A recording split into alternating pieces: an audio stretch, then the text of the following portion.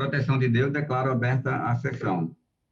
Cumprimento a todos, desejamos um bom dia e vamos iniciar pelos processos com sustentação oral, como sempre o fazemos, com o julgamento da pauta anterior. Eu tenho aqui na relação o número 150, a apelação civil 084, 88, 52, 32. Porto Seguro, Companhia de Seguros Gerais, e Carlos Henrique de Meiroz Grilo. O advogado está presente para se sentar neste processo.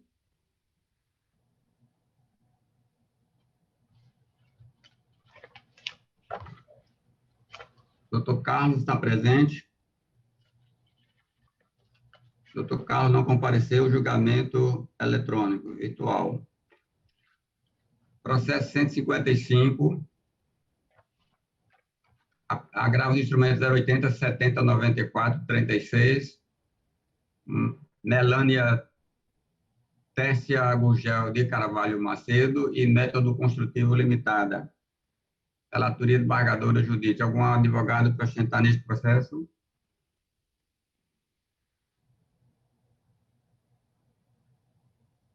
Nenhum advogado, julgamento virtual. Processo 156, é o agravo de instrumento 080, 72, 29, 10. Mariana Suassuna Medeiros Dutra e Caixa de Assistência dos Funcionários do Banco do Brasil. Algum advogado para sentar neste processo? Nenhum advogado respondeu, julgamento virtual. Processo 157, apelação 014-0001-49. Elaine Cristina da Fonseca Silva e Ranoel Alves da Fonseca e outros. Algum advogado para sentar neste processo? Relatora, desembargadora Judite. Nenhum advogado. Julgamento virtual. Processo 158. Apelação 082, 70, 34, 87. Esdra Márcio Luiz de Souza, Sociedade Professor Heitor Carrilho e outros. Embargadora Judite, a relatora. Algum advogado para sentar neste processo? Nenhum advogado presente, julgamento virtual. Processo 168, agravo de instrumento 080, 83, 68, 35. Maria Alice Rocha Dantas e Fênix Empreendimento Limitada. Embargador Vigília é o relator. Algum advogado para se sentar neste processo?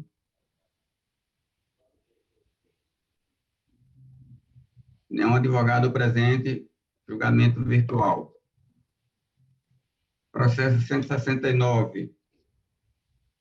Agravo de instrumento 0811 257 59. Alan Patrick da Costa Nunes e outros, Unimed Natal e outros.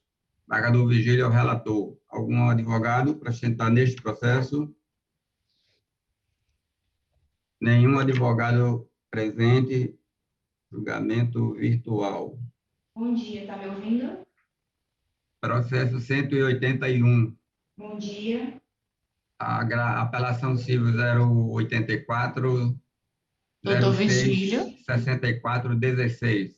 Doutor Ivanese, bom dia. Ana Cristina Asbun e outros, Estado do Rio Grande do Norte. Pagadora Zeneide, a relatora. Algum advogado para sentar neste processo?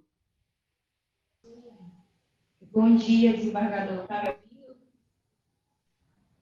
Doutora Andressa sustenta neste processo que eu anunciei? No caso, eu sustento no 169, só que o microfone eu acho que falhou e o senhor não estava me Não ouvindo. estamos a lhe ouvir, o som está muito baixo, não ouvimos. O senhor não me ouviu, eu sustento no 169. Consegue me ouvir?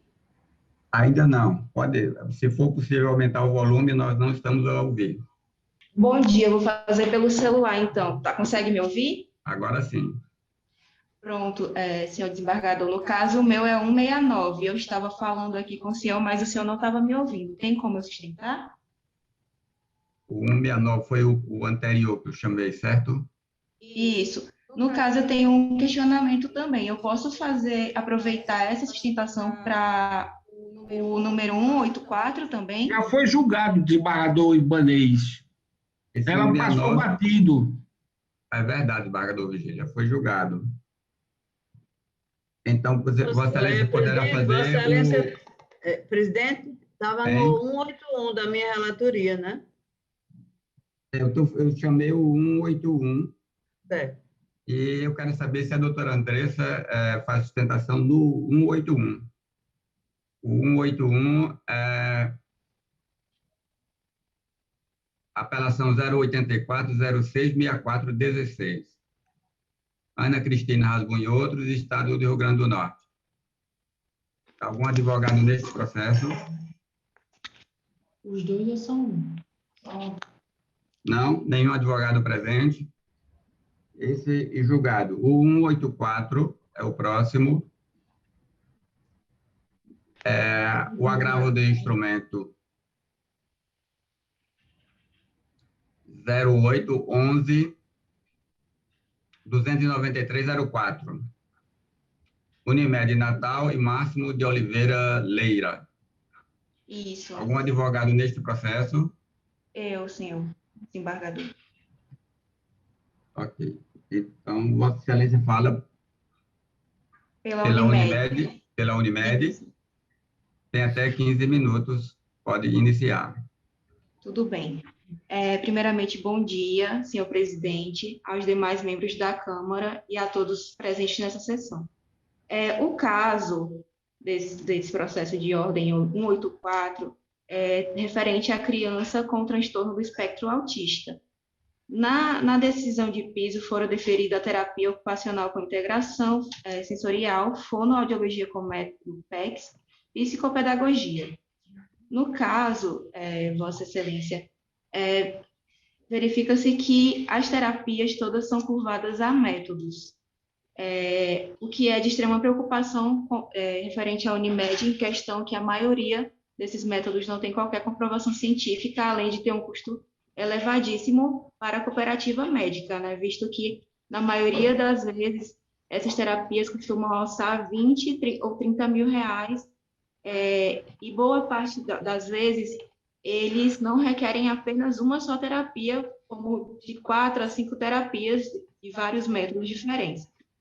Então, como atribuir uma obrigação tão onerosa para a Unimed Natal sem uma respectiva fonte de custeio, né? Visto que os valores pagos não condizem com os valores das terapias requeridas. Uma coisa também importante salientar é que o contrato não deve ser suprimido para benefício de apenas uma pessoa, visto que esses contratos regem a relação jurídica e ainda são condizentes com as normas tipificadas no rol da ANS. A decisão de piso repassa uma obrigação para a Unimed Natal só por conta de uma recomendação médica. E isso não pode ocorrer, visto que a Unimed Natal é uma cooperativa para suprir a saúde complementar e não a saúde universal, que seria de obrigação do Estado, né? Além de acarretar um forte desequilíbrio financeiro, além também de aumentar a insegurança jurídica e mitigar os contratos, vale salientar que todas as coberturas estão vinculadas e definidas pela ANS, conforme o artigo 10 da Lei 9.656 de 1998, e também possui entendimento no STJ de que o rol é taxativo, ou seja, não pode se estender a outros benefícios em conformidade com o que eles bem requerem. Então, Excelência, também é importante frisar que não houve qualquer momento a negativa de prestação de determinado serviço. Apenas a Unimed não tem a obrigação de custear as terapias vinculadas a métodos, e sim a tratamentos convencionais. Outra coisa importante frisar nesse caso, que a psicopedagogia não é uma terapia feita por médico, né, por profissional da área da saúde, e sim por profissional da área da educação. Então, Nesse sentido, eu reitero os termos do agravo de instrumento e peço a revogação da liminar concedida no juízo de piso. Agradeço a atenção de Vossas Excelências. Igualmente no processo anterior, doutor, o meu voto é pelo desprovimento do agravo e os demais julgadores votaram também pelo desprovimento do agravo. Agravo desprovido à unanimidade. Muito obrigada, desembargador. Bom dia. Desembargador Ibanez, por gentileza, eu queria fazer só uma pergunta. Ela só sustentou pelo 184. Só, o outro já estava julgado. O 181 já havia sido julgado. O outro processo é o 186, apelação 082, 49, 20, 59, Câmara Municipal de Mossoró e outros, e Ministério Público Estadual. Algum advogado para sustentar neste processo? Sim, Excelência, muito bom dia. Marcos Araújo. Bom dia, doutor Marcos.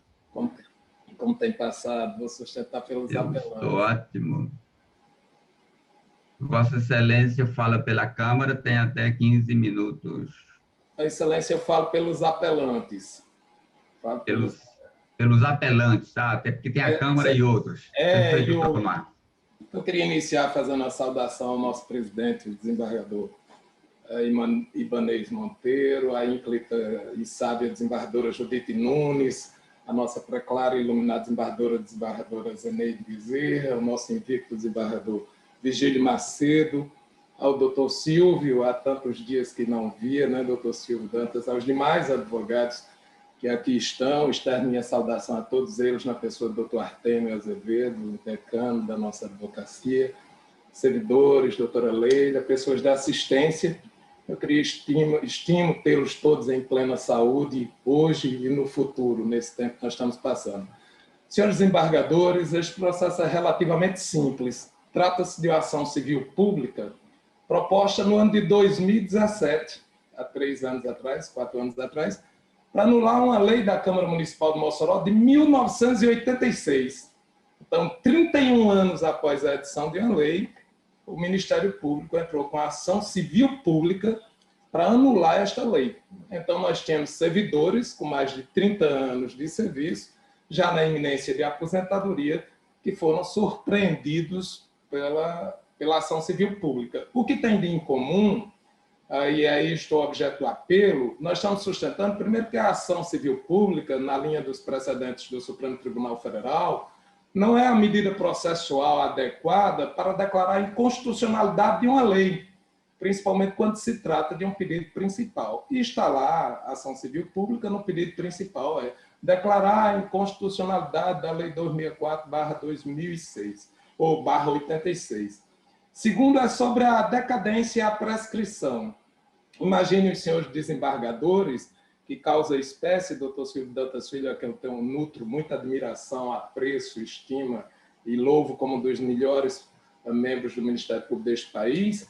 Veja que interessante que toda esta lei e os atos supervenientes, resoluções, foram elaborados com a participação do Ministério Público. O Ministério Público, em 2001, ou seja, 2001, 16 anos antes do ajuizamento da ação do Ministério Público, baixou uma portaria para verificar a irregularidade desta lei. E aí resolveu fazer uma resolução.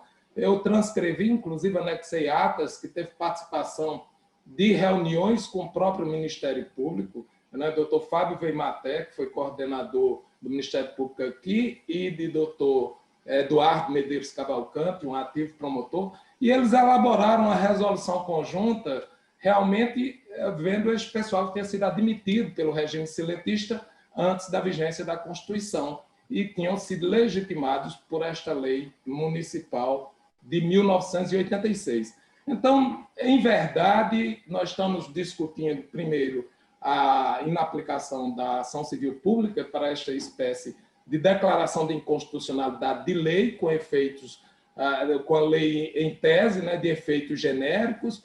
Segundo, a prescrição e a decadência, e nós sabemos que o tempo opera efeitos, né? E o terceiro, a aplicação da teoria do fato consumado em relação aos apelantes. Nós estamos falando aí de servidores com 35 anos de serviço público, algumas na iminência da aposentadoria, outros já se aposentando, e foram surpreendidas com esta medida do Ministério Público Estadual, que visa a perda do cargo. Então, senhores, a pretensão finalística da ação nós entendemos que não tem cabimento, efetivamente já decorreu mais de 30 anos em relação à vigência desta lei e não cabe à ação civil pública, há prescrição, há inclusive precedentes, o apelo tem vários precedentes, eu não vou me perder tempo, mas eu poderia só dizer aos senhores que o Supremo Tribunal, inclusive, teve um caso da Universidade do Estado do Rio Grande do Norte, que ele não reconheceu a prescrição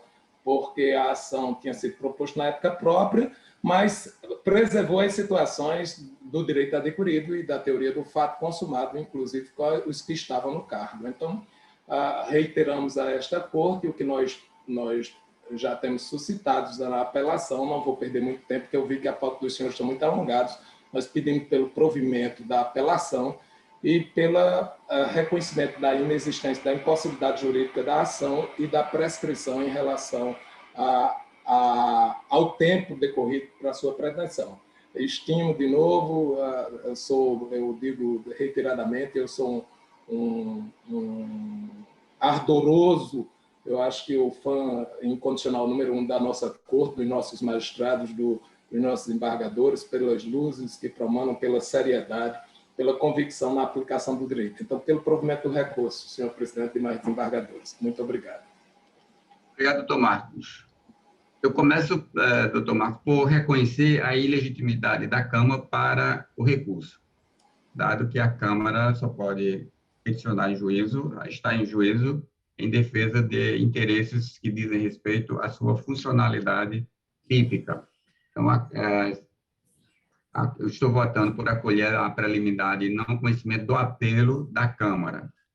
E nessa preliminar, a Câmara concorda comigo, nós estamos decidindo a unanimidade. No mérito, meu voto é afastando essas questões processuais, entendendo que, conforme eu escrevo no final, impõe mencionar que na ADI 1241 do Rio Grande do Norte, processo que declarou a inconstitucionalidade de efetivação de servidores da UERN sem concurso público, o STF declarou que a efetivação de servidores públicos que não se submeteram a concurso público ou sua estabilização fora das hipóteses do artigo 41 da Constituição de 88 ou do artigo 19 da ADCT é flagrantemente inconstitucional, mas se devem ressalvar os efeitos às pessoas já aposentadas.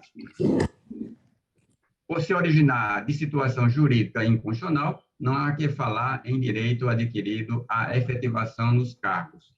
Tanto exposto, eu voto por desprover o recurso. O recurso do município, o recurso do Ministério Público, o recurso, todos os recursos, com exceção do da Câmara, que eu não conheço. E os demais julgadores concordam comigo, fica assim decidido a unanimidade.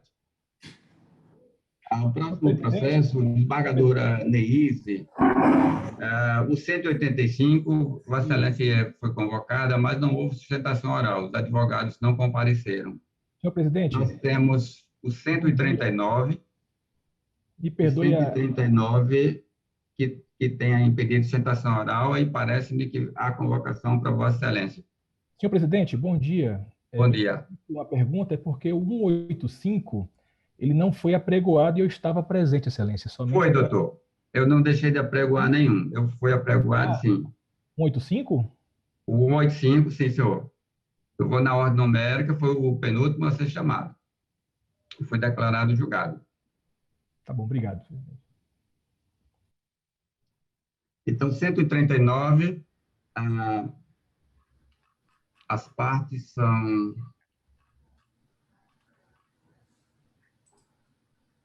É a apelação civil 081 46 11 14, Laurita Silveira Dias de Arruda, Câmara, Patriota, e Leonardo Jacome, Patriota. Algum advogado para sustentar neste processo? Sim, Excelência. Estou presente. Doutor Artemio já está presente. Eu registrei 2 pedidos de sustentação. O outro seria de Dr. Carlos Kelsen. Não sei se ele está presente. Bom, mas... Excelência, Então, Carlos Presente, senhor Kelsen. presidente. Carlos Kelsen está presente, Excelência. Presente, ok. Então, nós temos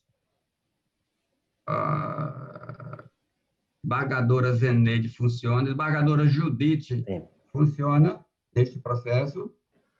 Eu fui convocada, presidente, para funcionar. Suspeição, desembargador, estava com o microfone desligado, desculpe. Não funciona, então, desembargadora? Não funciona. Tá. É só porque não tinha ainda o registro de sua manifestação de não funcionar. Então, a turma será composta por mim, como relator, desembargadora Zeneide e desembargadora Neise. Começamos as duas partes são apelantes e apelados, correto? Então, Correto, quem vai Excelência. começar a sustentar primeiro? Excelência, como autora, eu percebo que, em regra, o réu fala por último, eu optaria por sustentar em segundo lugar. Senhor presidente, com respeito à manifestação do Dr. Carlos Kelsen, o pedido na apelação de Laurita é um pedido muito pequeno, enquanto Leonardo Patriota pede a completa revisão do julgado e a modificação completa. Então, como a discussão é muito maior e o proveito muito maior em relação a um eventual provimento do Dr. Carlos Kelsen, eu sugeriria que a Câmara e Vossa Excelência decidisse para que a sustentação oral se desse inicialmente por Leonardo Patriota como apelante. Eu quero dizer que a ordem de sustentação não altera o conteúdo do julgamento, mas os advogados parece que não estão querendo iniciar a sustentação oral, estão sempre passando de um para o outro. Eu quero aprender, Excelência. Eu quero aprender com o Dr. Carlos Kelsen. Ele falando primeiro, eu aprendo. Por isso que eu queria escutá-lo logo. Doutor Carlos, concorda em iniciar? Excelência, eu estou pronto para ser o primeiro e o segundo. Estou à Então disposição. pode iniciar, doutor. Tem até 15 minutos. Um flagrante erro em judicando. É isso que o Tribunal de Justiça do Rio Grande do Norte, através da segunda Câmara Civil, terá a oportunidade de, neste momento, reparar. Senhor presidente, demais integrantes da segunda Câmara Civil, colegas presentes, temos em debate uma ação de partilha em que, além do ponto específico de sua partilha, ela tenha em mente o reconhecimento de um trecho, de um período específico de união estável. Ao oferecer a contestação, o apelante, no caso réu do processo inicial, ele estabeleceu os seguintes parâmetros para que a sentença pudesse ser direcionada. A impossibilidade de se atingir as pessoas jurídicas alheias à relação processual, a impossibilidade de se fazer uma desconstituição da personalidade jurídica inversa dentro do processo, afinal seria necessário um incidente específico, e aí diretamente no mérito, a necessidade de se delimitar o período de efeito jurídico da relação entre o ex-casal, casamento, união estável. Além disso, o que é básico em direito de família, a observância do regime de bens adotado pelo casal e, por consequência, a forma e o momento de aquisição de cada bem. Afinal, o foco deste processo é a partilha de um patrimônio comum do casal. E, por fim, debateu-se na contestação a valorização das cotas sociais e a sua impossibilidade de comunicação. Este foi o debate jurídico apresentado para o juiz da 5ª Vara de Família e Sucessões. E aí é indispensável, até antes de adentrar as teses principais do nosso recurso, é falar o que disse o despacho saneador. A ação não visa dissolução parcial da pessoa jurídica, mas apenas a divisão das suas cotas sociais e ações. Esse foi o estabelecido no despacho saneador.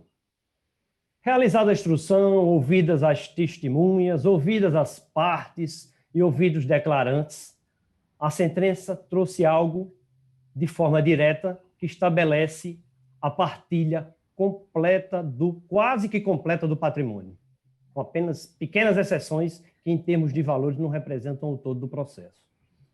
Então, o que se busca na presente recurso de apelação é a verdadeira reforma da sentença. E 4 são as teses que eu gostaria de nominá-las. Primeira delas, a necessidade de se limitar o alcance do comando judicial. Segunda delas, os bens constituídos na constância da relação e que foram, inclusive, alienados na constância, não podem ter um comando de partilha. Terceira delas, a necessidade de reconhecimento das sub-rogações. Um patrimônio anterior existia. E quarta, e principal, a impossibilidade de se reconhecer a valorização de cotas sociais pela ação do tempo e, por consequência, determinar sua partilha. Então, eu começaria por um princípio básico que tem que nortear o julgamento e, naturalmente, a análise da segunda Câmara Civil. O período da relação jurídica. Nós temos em jogo um casamento realizado no dia 20 de novembro de 1997, que se desfez no dia 4 de dezembro de 2008. Está delimitado o primeiro período de alcance da sentença. E nós temos, em seguida, um vínculo de união estável, em que ele se vinculou ao dia 5 de dezembro de 2008 a 8 de junho de 2009. Esse é o período que pode ter influência neste processo. E aí, quando a gente fala em casamento e também união estável, a gente também tem o alerta em relação ao regime de bens. Casamento sem a opção de regime, regime legal, comunhão parcial de bens. União estável sem a opção de regime, regime legal, comunhão parcial de bens. Então, a sentença obrigatoriamente deveria ter observado que o regime a ser adotado, o regime adotado pelo casal e que, por consequência, terá efeito jurídico, é o regime da comunhão parcial de bens. Então, afastado desse primeiro princípio, adentro a primeira tese, a necessidade de limitar o alcance. A petição inicial, a autora, ora apelada, é muito clara quando ela pede que se partilhe as cotas sociais da empresa. A contestação é muito clara quando diz que só pode ser analisado esse aspecto.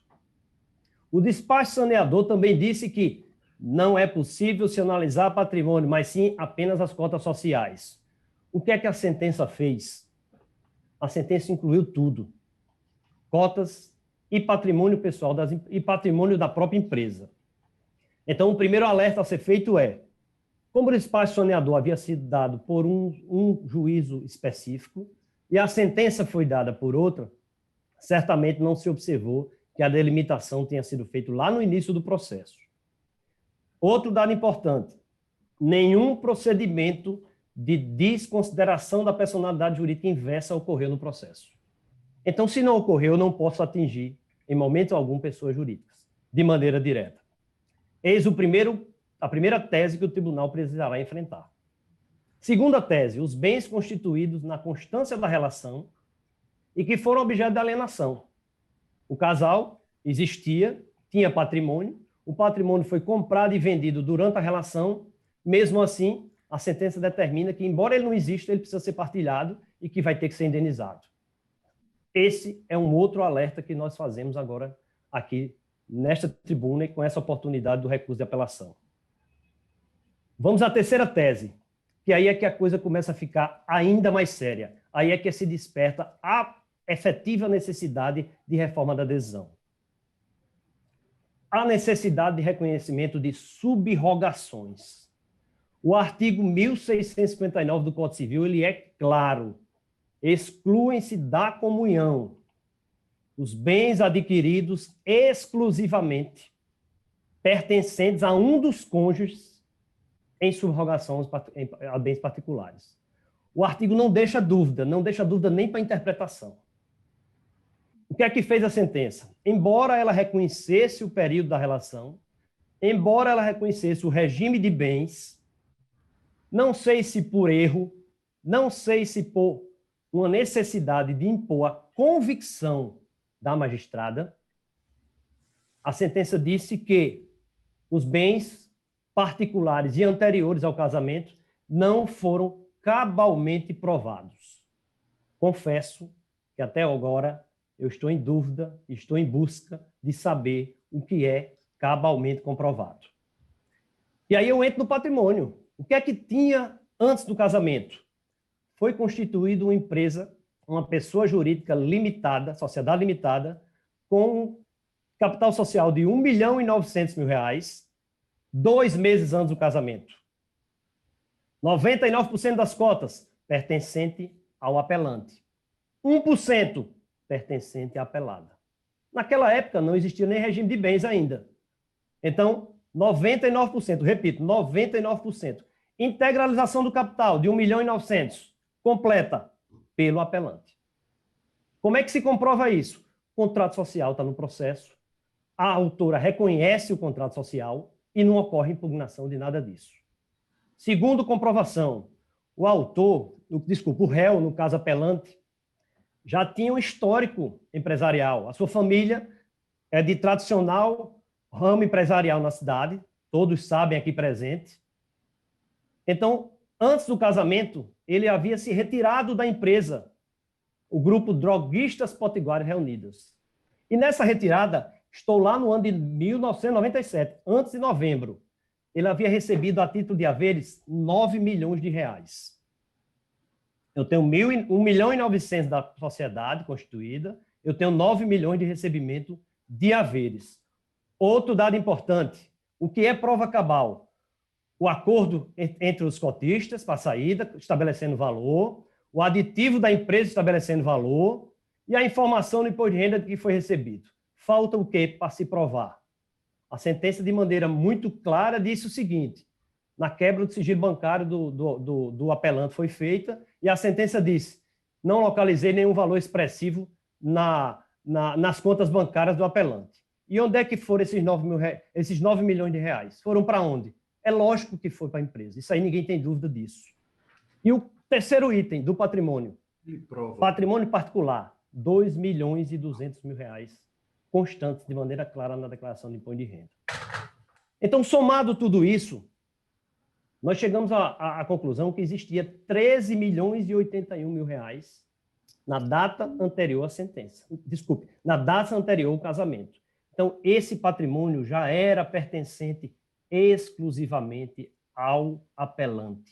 Não se tem dúvida disso. O que é que a sentença faz? Ela faz desculpa a expressão, uma miscelânea entre cotas sociais, capital social, valorização de capital social, frutos e benfeitorias, ou seja, ela junta tudo numa coisa só e diz que, isso aí é o que mais chama a atenção, a participação anterior do apelante, antes do casamento, mesmo que decorrente de subrogação, tem pouca influência na literatura jurídica. Eu confesso que até agora eu estou procurando essa literatura para localizar que posicionamento é esse que exclui os bens anteriores ao casamento.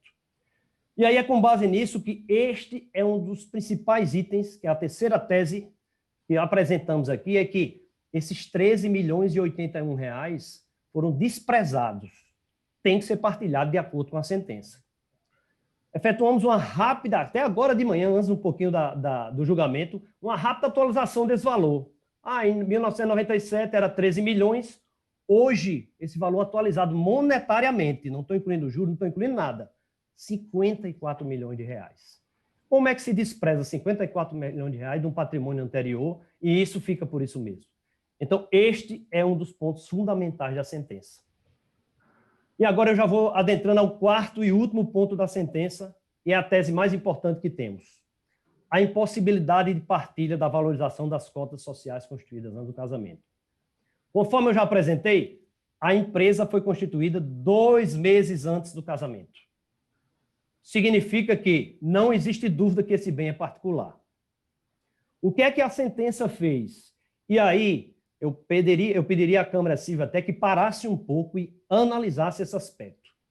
Nós juntamos com os memoriais um quadro comparativo.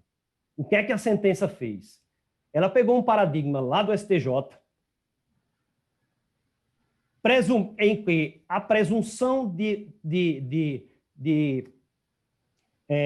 esforço comum estava adequada para esse paradigma e fez uma famosa adaptação. Ela colou efetivamente o que tinha no STJ, foi colado dentro da sentença. Faltou as aspas. Isso aí é fato, faltou as aspas. E aí o que é mais grave? O caso do STJ, existia a necessidade, existia a comprovação de que o bem foi adquirido na constância do casamento.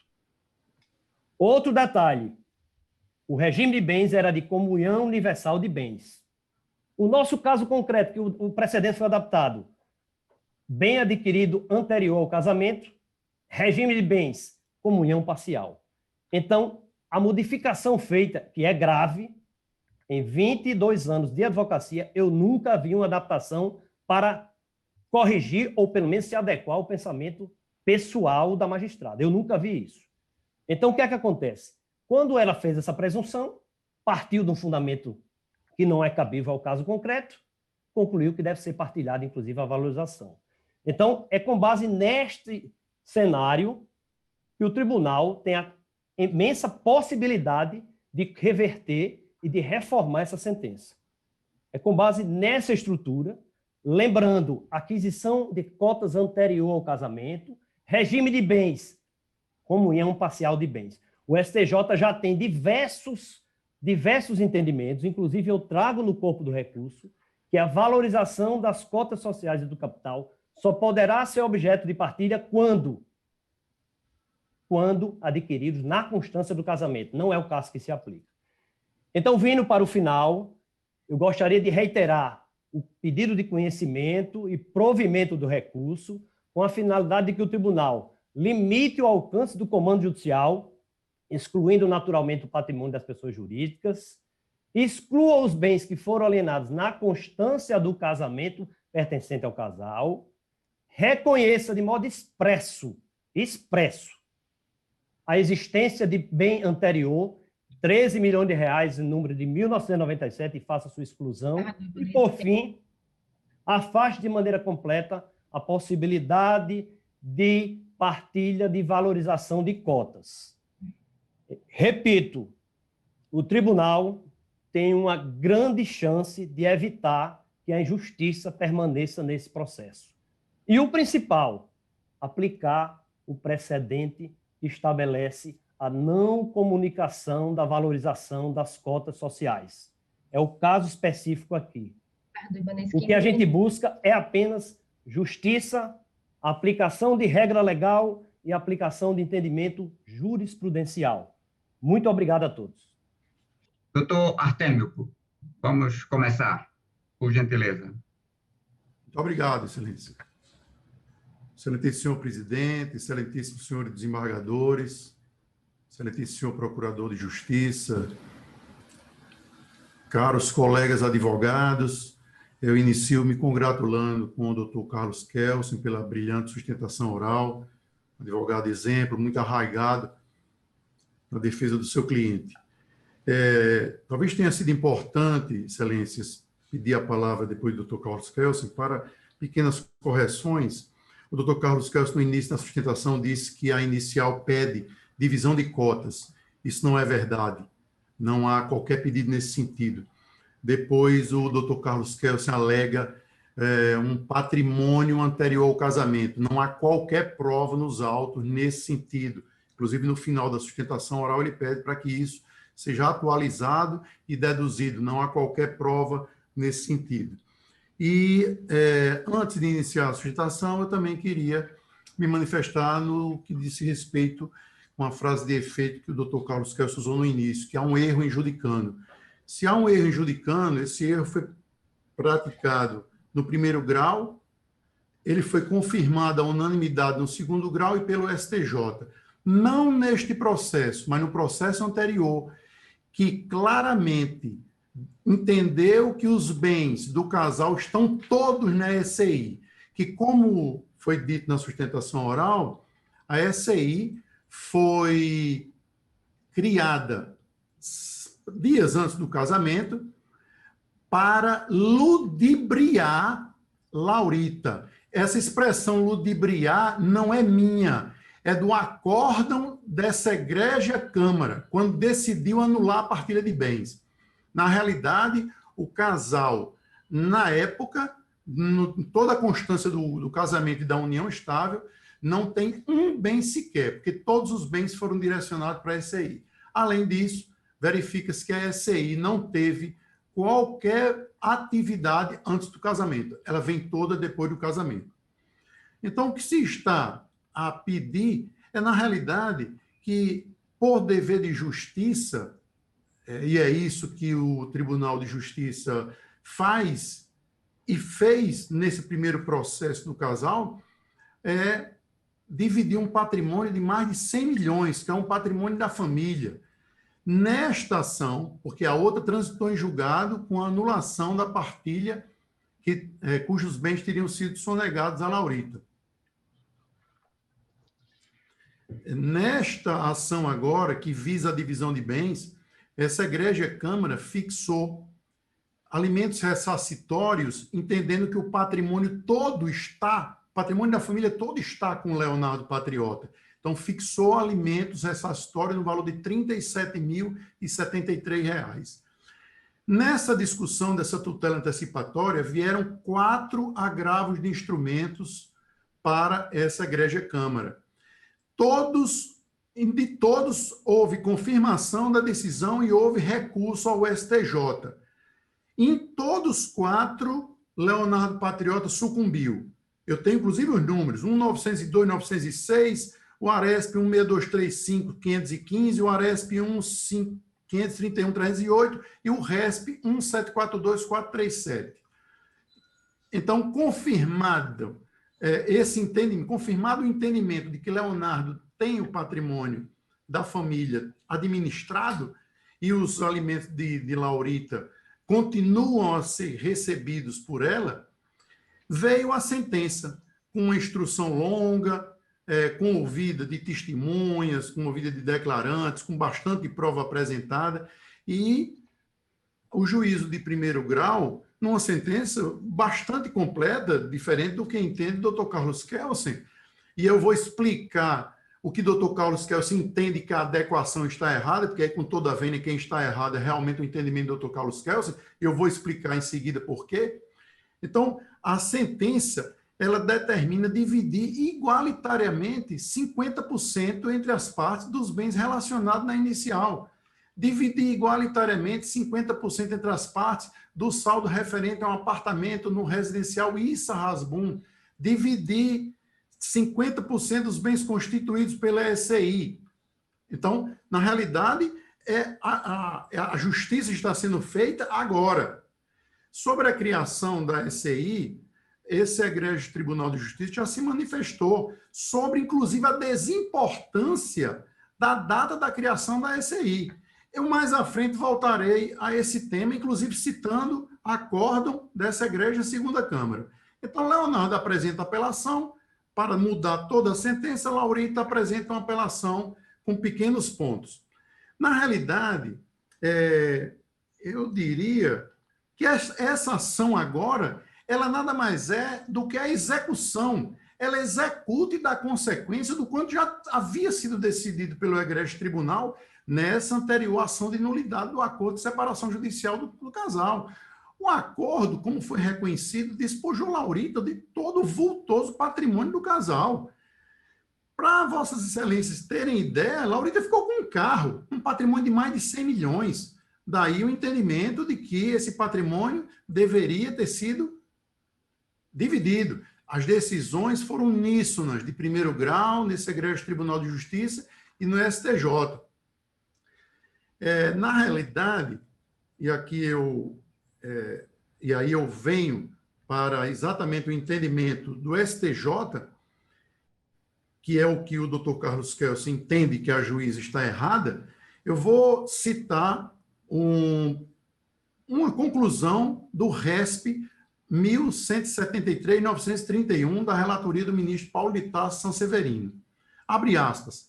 A valorização patrimonial das cotas sociais de sociedade limitada adquiridas antes do início do período da convivência decorrente de mero fenômeno econômico e não do esforço comum dos companheiros, não se comunica.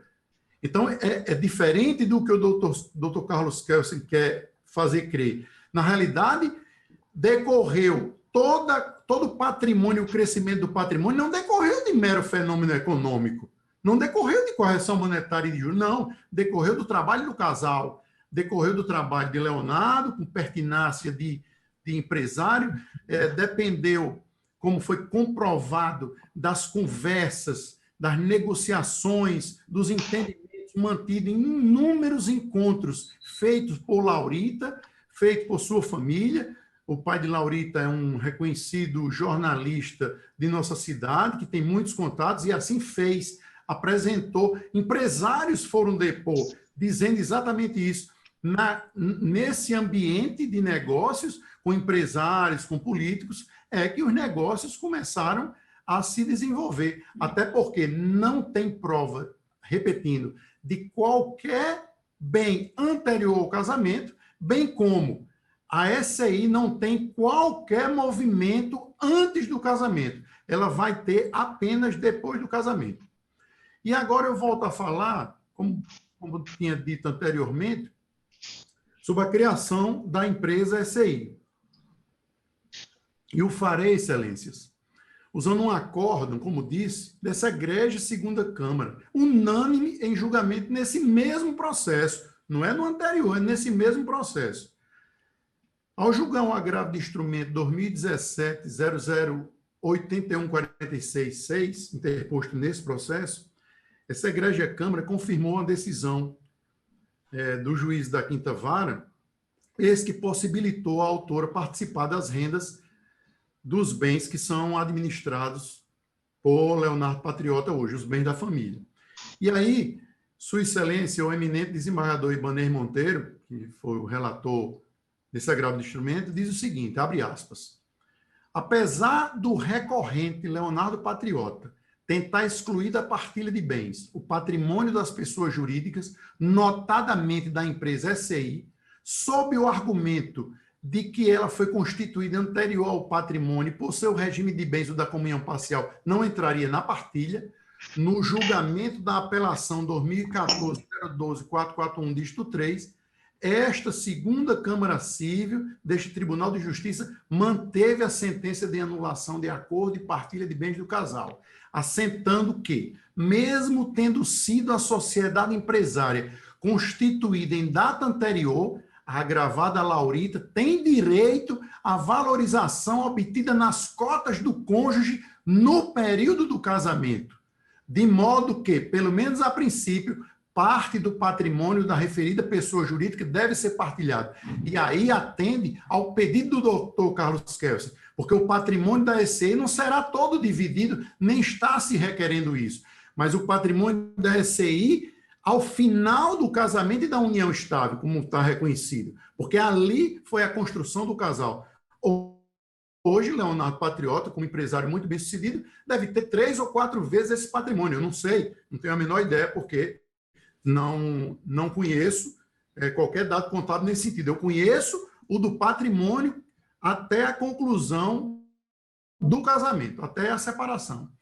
E Sua Excelência, o desembargador Ibanez Monteiro, neste acordo, continuando, cita o acordo no processo anterior. Abre aspas.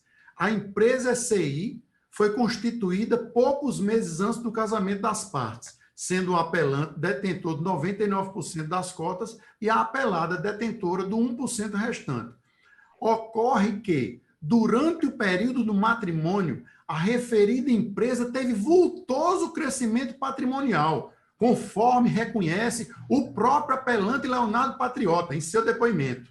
Há uma inequívoca disparidade entre o capital registrado da SCI e o acervo patrimonial então existente em nome dela, que incluía diversos imóveis e também o apartamento em que o casal residia no condomínio Varanda do Atlântico. Tal fato por si só é suficiente para concluir que a apelada foi ludibriada quanto ao patrimônio que estava sendo partilhado, fecha aspas. Este é o acordo dessa Igreja Segunda Câmara no primeiro processo. E tamanha os bens, o desvio dos bens, a sonegação dos bens para a SCI, que é a morada do casal, da família, que eles têm 2 filhos, do Varanda do Atlântico, como dito no acórdão, está na SCI. A casa de veraneio do casal em Jacumã está na SCI. O carro de Laurita está na SCI. Então, o casal não tem nada. O casal terminou esta convivência, terminou o casamento sem nada. E naquela oportunidade, o que foi dado a Laurita foi o carro de Laurita. Impressionantemente, o carro de Laurita. Porque Laurita estava sob coação, como reconheceu o tribunal, e foi ludibriada, como reconheceu o tribunal. Esse é o caso típico, excelências, de desconsideração inversa da personalidade jurídica, que trazem a doutrina e a jurisprudência em uníssono. E aí eu já vou me encaminhando para o final de minha sustentação oral. Ainda devo dizer que todas as decisões da Quinta Vara e desse egrégio Tribunal de Justiça, muitas vezes reiteradas, estão em perfeita sintonia com os princípios de justiça e com a jurisprudência do STJ. Excelentíssimos senhores desembargadores, não obstante a tentativa do réu de deixar o patrimônio apenas para ele, através desse formalismo da constituição de uma empresa, que já caiu essa afirmação desde o primeiro processo, se vê nesses autos agora com muita clareza, que, de fato, ela não se distingue de seu dono. A SCI não se distingue de seu dono. Isso foi feito com o intuito de prejudicar a Laurita, a sua ex-mulher, a parceira nos seus negócios, tentando fazer com que essa forma, fosse obstáculo para a realização de justiça. Esse é o quadro que o processo traz. Pouco importa a data da constituição da SCI, rigor formal de datas, a que tenta se apegar a Leonardo. A empresa, na realidade, ela foi constituída por Leonardo alguns dias antes do casamento, com o evidente propósito de sonegar os bens do casal. Esses que seriam adquiridos com o concurso de trabalho, de esforço, do TIM, da boa intuição comercial, também de Laurita, além da presunção legal. Está na lei. É o carinho, o amor, a solidariedade que permeia, que caracteriza o casal. Assim, agradecendo a vossas excelências, Laurita Arruda requer o improvimento da apelação de Leonardo para que se mantenha a sentença de primeiro grau, alterando-se, excelência, apenas com as modificações requeridas em seu apelo. Muito obrigado. Bom, terminada a sustentação oral, eu quero dizer que em meu voto eu analiso diversos aspectos. Aliás, eu tenho que analisar todos. Eu vou enumerar os tópicos em que eu analisei, as questões que me pareceram necessitar de debate, discussão, e resumir, depois da fundamentação jurídica, alguns tópicos que eu vou transcrever aqui. Eu começo: subrogação de bens e valores particulares do réu anteriores ao casamento. Vou tratar desse tema.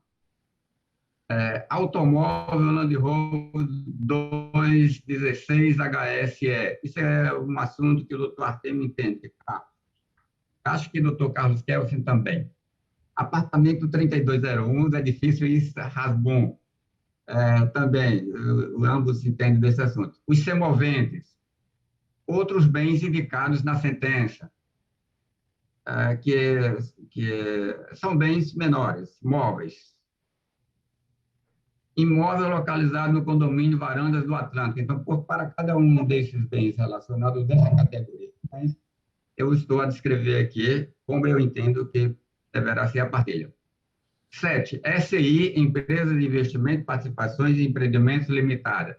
Também aqui eu faço a análise de como deve ser partilhada a participação, definir a participação da autora nesta sociedade. E ainda, Costeira Palace Hotel S.A., o direito dela nas ações, nas cotas sociais dessa sociedade.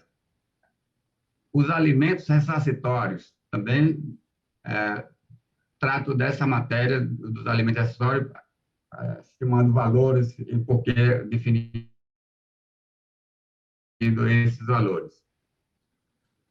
correção monetária e juros de mora, como devem ser aplicados para esses cálculos patrimoniais. E, por último, o dispositivo. Naturalmente, que fica um suspense muito grande, que eu estou vendo o semblante dos advogados, muito curioso. Bom, ele falou tudo, mas até agora não me disse nada do que decidiu. Eu estou fazendo isso porque, como o dispositivo, como a sentença é longa, a decisão, o voto é longo, precisa de uma análise, minha proposta é que ela merece ser lida, relida, aliás, o voto, merece ser lido, relido e interpretado.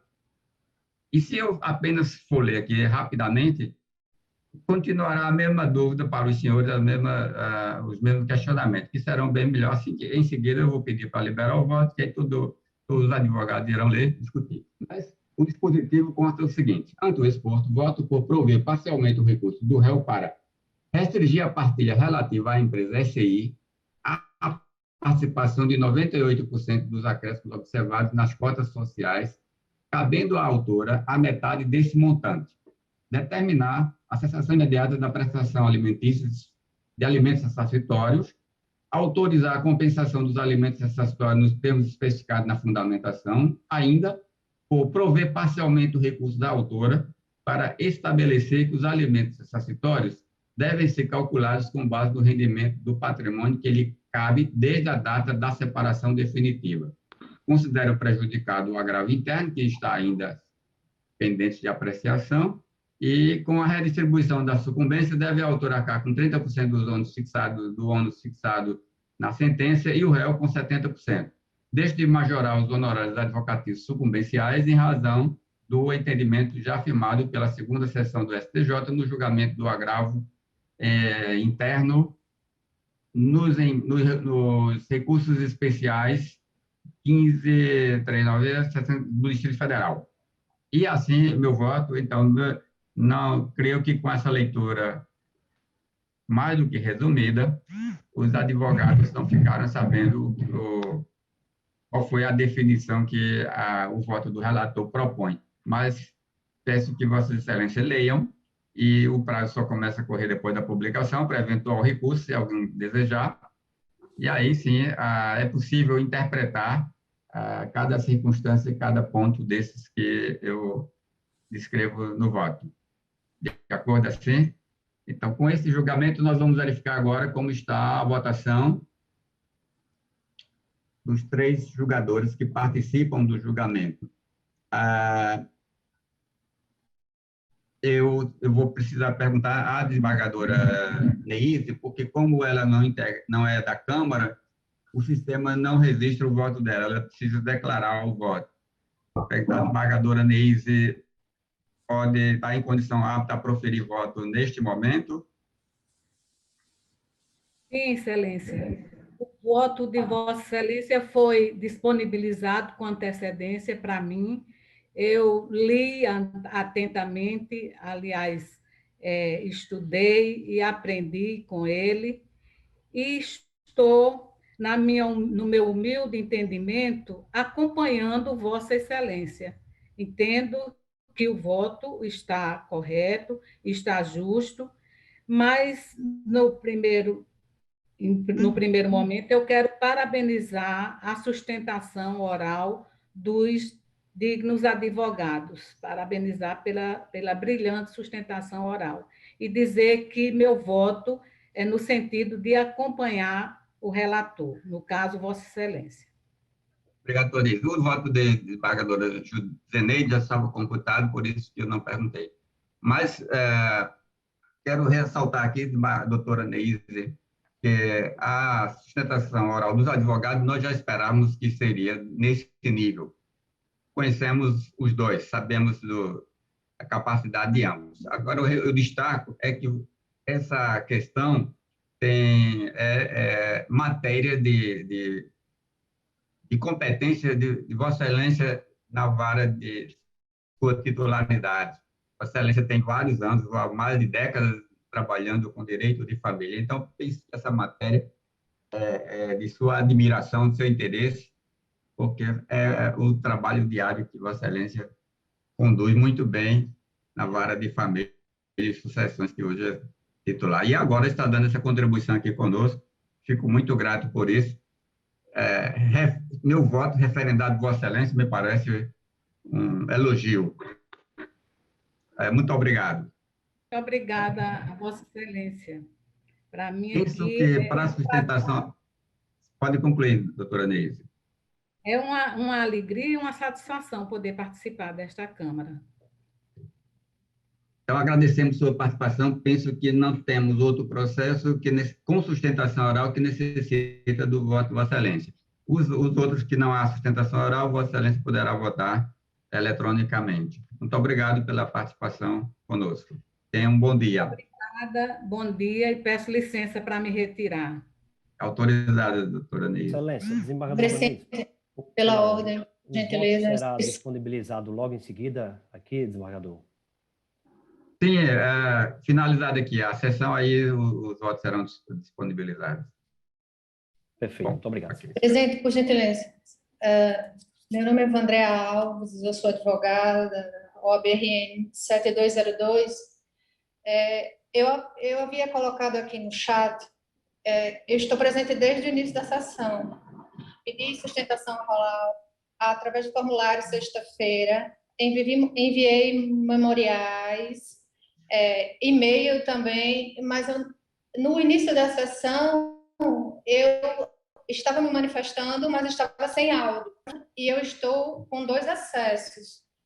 Portanto, eu gostaria de registrar a minha presença e ratificar o meu pedido de sustentação oral no processo 0811 062 43 2019 820 5001.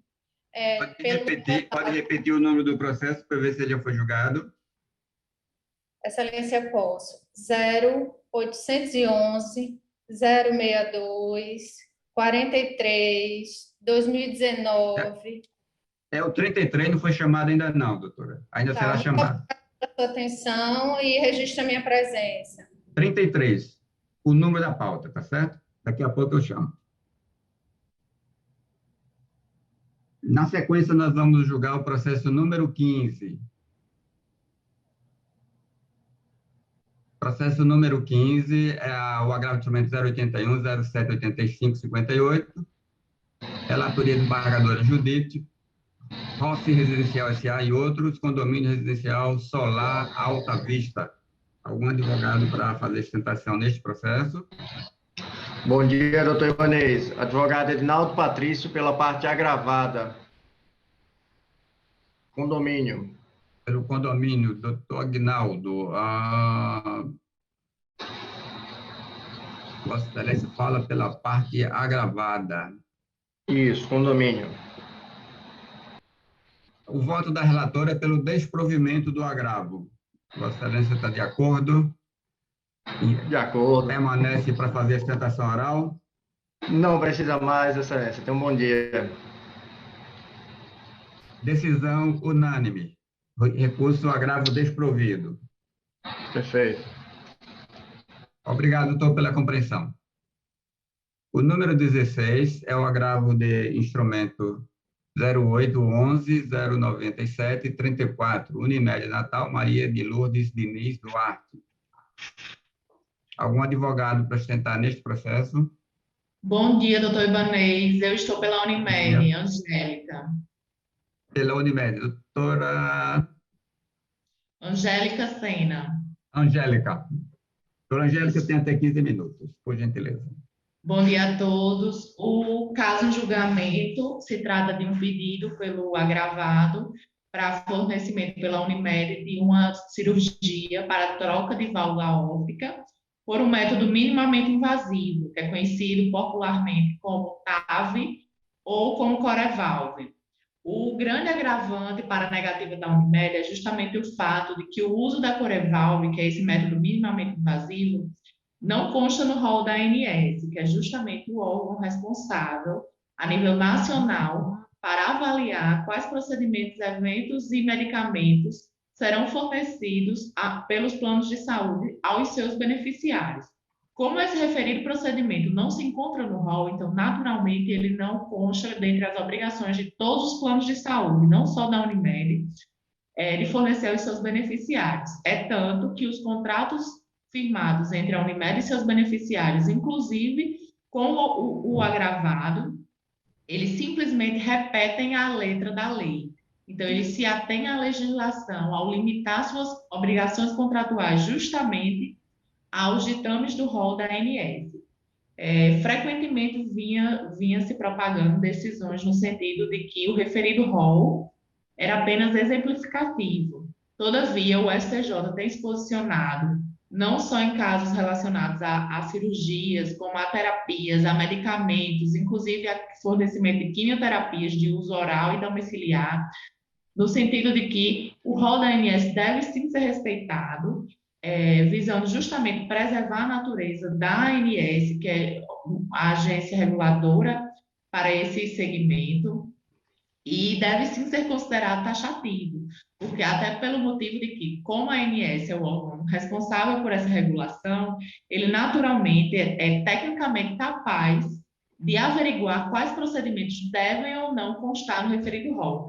É tanto que a cirurgia vindicada nessa ação, que ora se julga o agravo, ela constantemente resulta em óbitos. É tanto que essa é uma experiência da Unimed, e que boa parte dos processos que envolvem esse procedimento, antes do final da demanda, naturalmente é noticiado nos autos o falecimento da parte autora. Então, além de tudo, existe o grande risco que o procedimento inclui.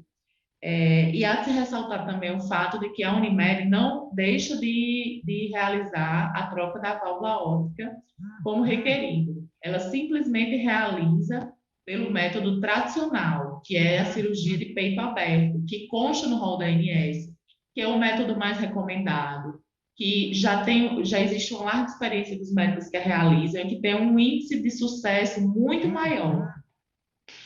Portanto, além de se ressaltar que também o fato de que esse método, vindicado na ação, possui um altíssimo custo, que, uma vez que não consta no rol da ANS, não há previsão desse quando é calculado os valores dos planos de saúde comercializados. Então, naturalmente, não existe uma fonte de custeio no fundo dos planos de saúde, e nem mesmo da Unimed Natal, para que se despenda esses valores à realização dessa cirurgia. Essas cirurgias giram em torno de R$200 mil, o custo total delas. Então, isso pode claramente causar um grande desequilíbrio na Unimed, se essas demandas seguirem sendo deferidas, essas liminares seguirem condenando a Unimed. Por esses motivos e por todos os demais postos no agravo do instrumento, reitero os termos do agravo e pugno pela reforma da decisão liminar. Muito obrigada. Obrigado, doutora Angélica. O voto da relatora é pelo desprovimento do agravo. E os demais julgadores votaram concordando com ela. Recurso desprovido à unanimidade. Ok, obrigada. O próximo é o recurso 26. O 26 é a apelação 08.026.83. Embargadora Judite, a relatora Antônio de Lócio Cunha e Banco Bradesco S.A. Algum advogado para sustentar neste processo?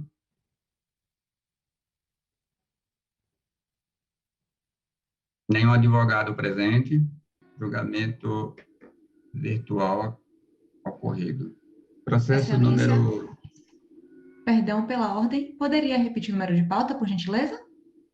Eu chamei o 26, o seu é o 33, que eu vou chamar agora, doutora. Tá, ok, doutor. Não, meu é 151, doutor. Muito obrigada. O 33 é o processo apelação 081.10.62.43, Pedro Ivan Teixeira e Banco do Brasil S.A.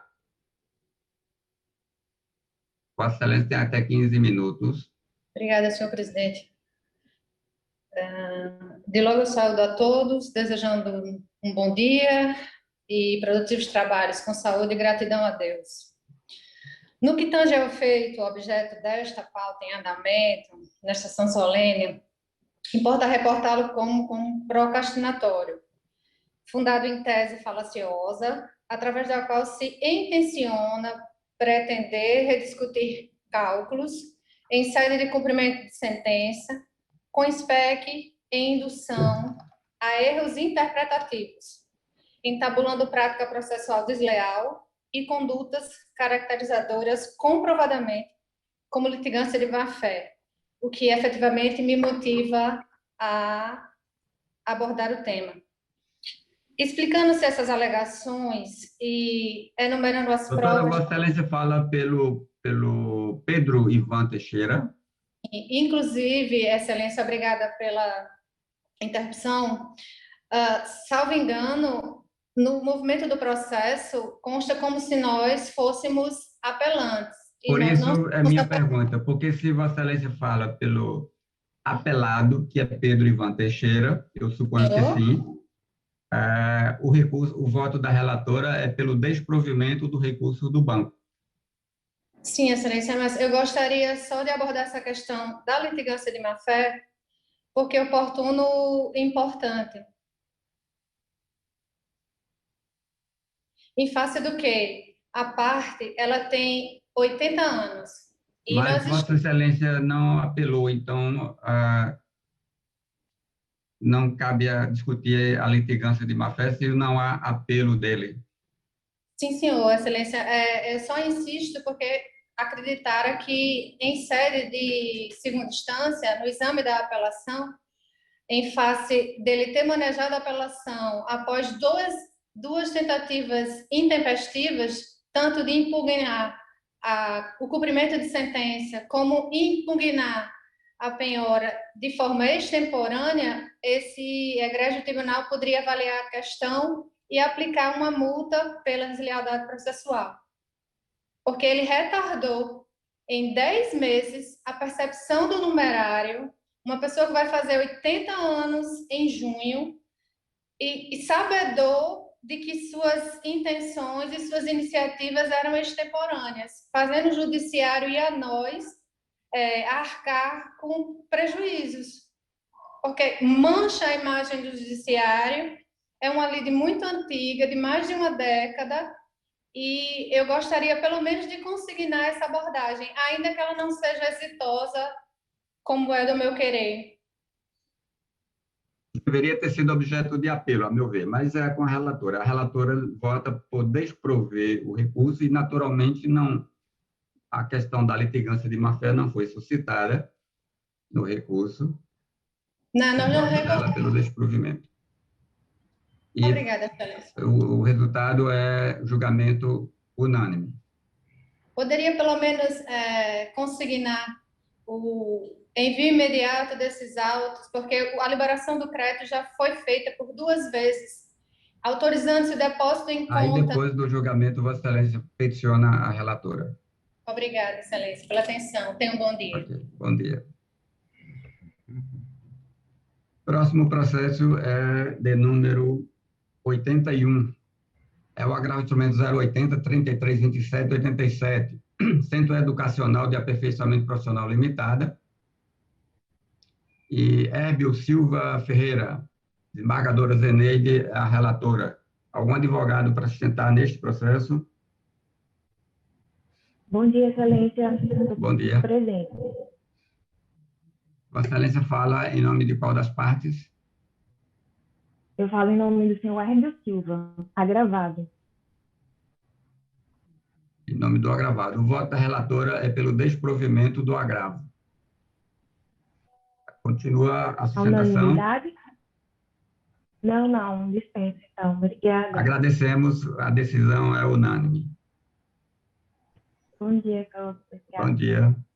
Apelação 88, apelação 0800 341 60.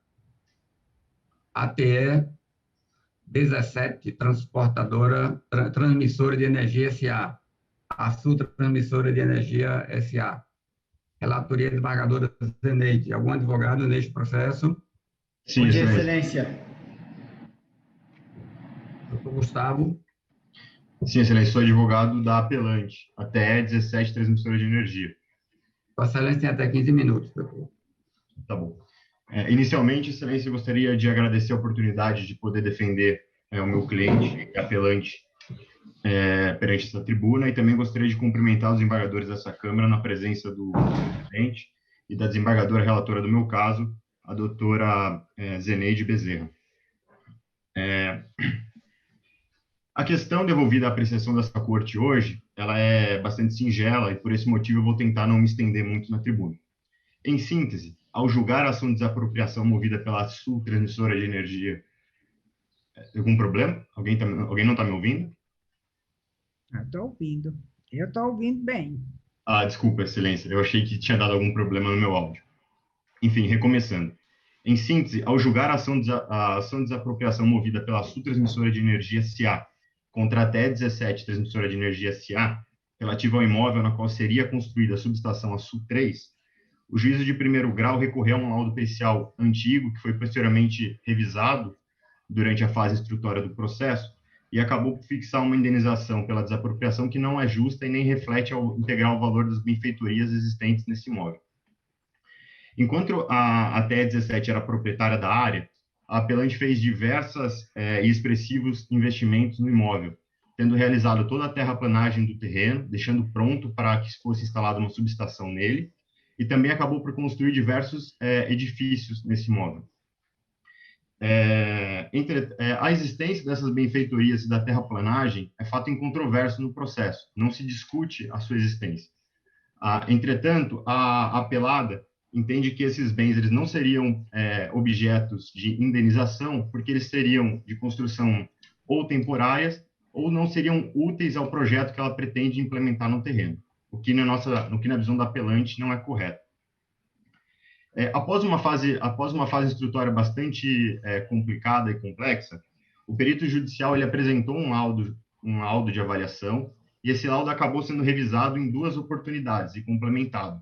Na última versão do laudo pericial que consta nos autos do processo, o valor da terraplanagem deveria ser indenizado em R$ 414.583,15, e a justa indenização entendida pelo perito, a qual incluía não apenas a terraplanagem do terreno, como também a construção dos edifícios neles existentes, chegava ao montante de R$ 477.229,59.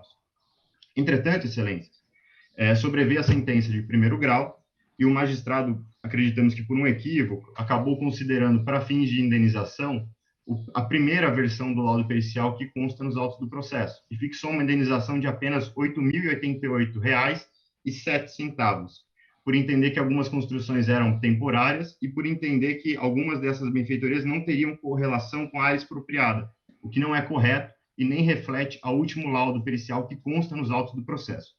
Conforme previsto no artigo 5º da Constituição, inciso 24, em caso de desapropriação em que há uma violação, entre aspas, do direito de propriedade, o proprietário do imóvel deve ser indenizado de forma justa, devendo a reparação do seu patrimônio ser equivalente ao valor do imóvel acrescido de todas as benfeitorias nele existentes.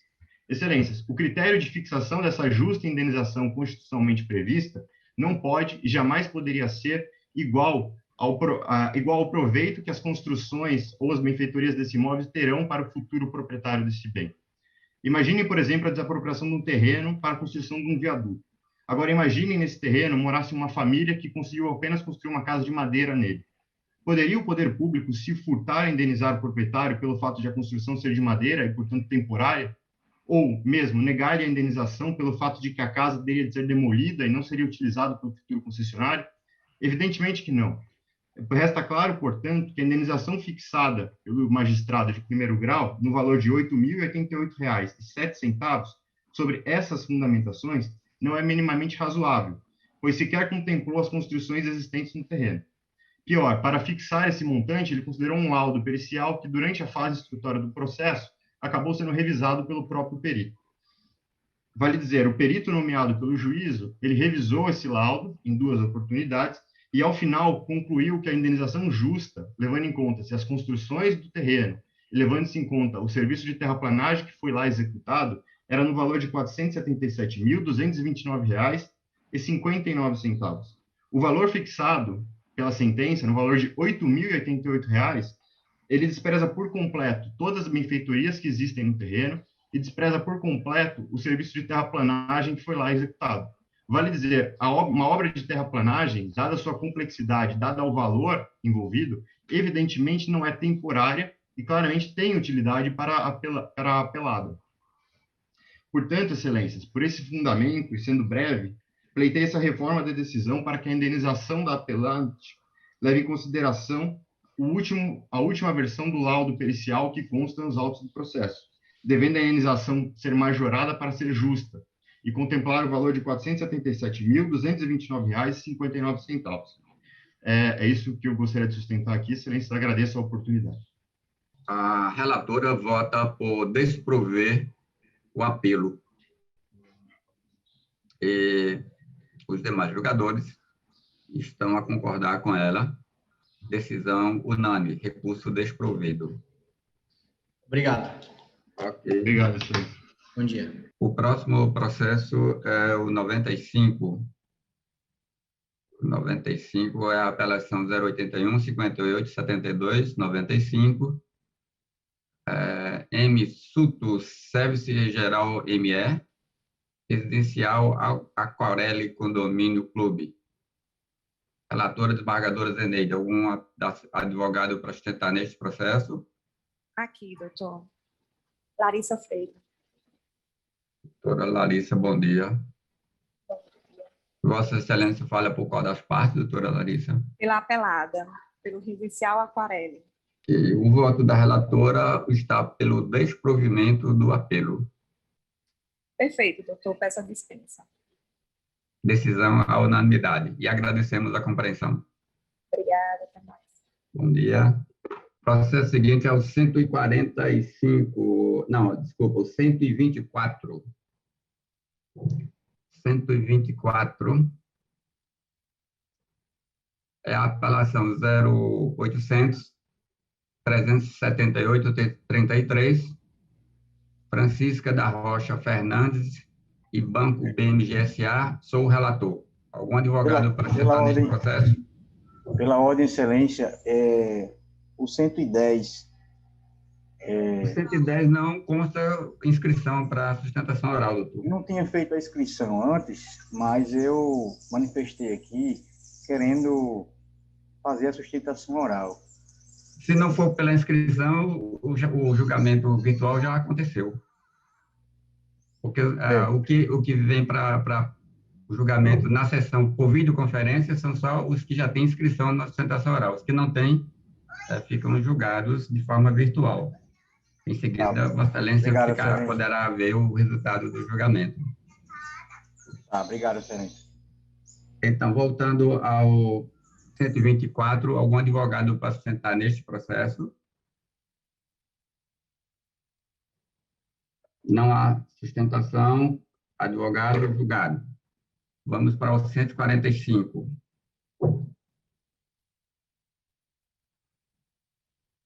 Apelação 082, 87, 67, 59.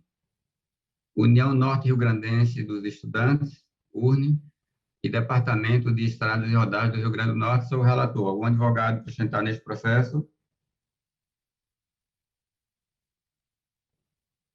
Nenhum advogado presente, julgado de forma virtual. Processo 151. Apelação civil 085, 22, 32, 63. Petrobras Distribuidora S.A. e JF Fernandes Representações Limitada, EPP. Eu sou o relator. Pois não, excelência. Aqui presente, excelência, Otacílio Bocaiúva.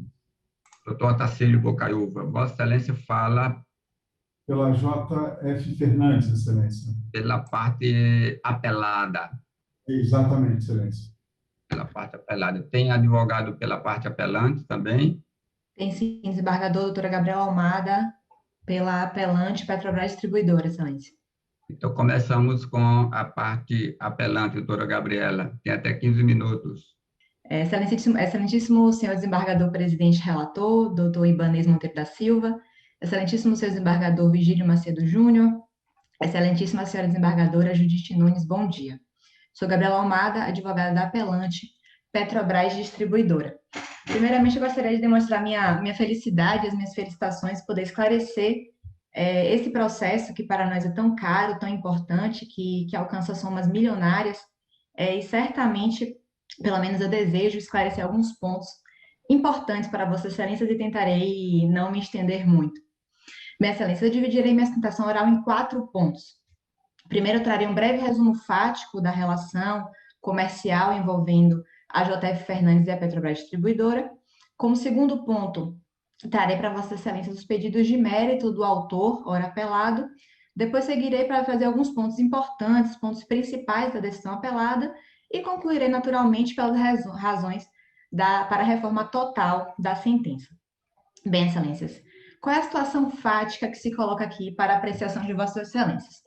É uma relação comercial, de representação comercial. A Petrobras Distribuidora é uma grande distribuidora de combustível e, por diversas vezes, firma contratos de representação comercial por todo o Brasil para que se tenha representantes comerciais para fazer a comercialização de óleos, lubrificantes por todo o país. A relação comercial objeto desse processo, Excelências, ela teve início no ano de 1999. Então, esse ponto é importante para destacar como era longínqua a relação comercial que unia o autor e o réu, o apelante e o apelado. Essa relação, iniciada em 1999, foi renovada por diversos contratos até o ano de 2016, até certo pouco tempo atrás, considerando quase mais de 15 anos de relação comercial que unia as partes. E por que não houve uma renovação após o ano de 2016, Excelências? É fato público e notório a Operação Lava Jato, que causou realmente uma mudança na estrutura da Petróleo Brasileiro, que é a Petrobras, e nas suas subsidiárias, dentre elas a Petrobras Distribuidora, ora apelante. A Lava Jato, ela provocou nas empresas uma implementação de uma série de auditorias internas e externas para apurar contratos que foram firmados, dentre eles o contrato objeto deste processo. Mas já adianto para Vossas Excelências que após a apuração da auditoria não foi constatada nenhuma irregularidade e em abril de 2017 a Petrobras Distribuidora teve autorização para fazer o pagamento das comissões devidas para o autor, ora apelado. E aí, em relação ao valor devido por essa comissão, foi que começou a controvérsia entre as partes.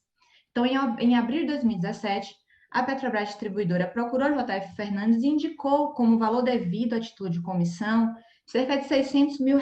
Eu vou arredondar aqui para Vossas Excelências para facilitar a compreensão. Então, a BR apurou o período que foi prestado efetivamente o serviço e indicou como valor devido R$600 mil.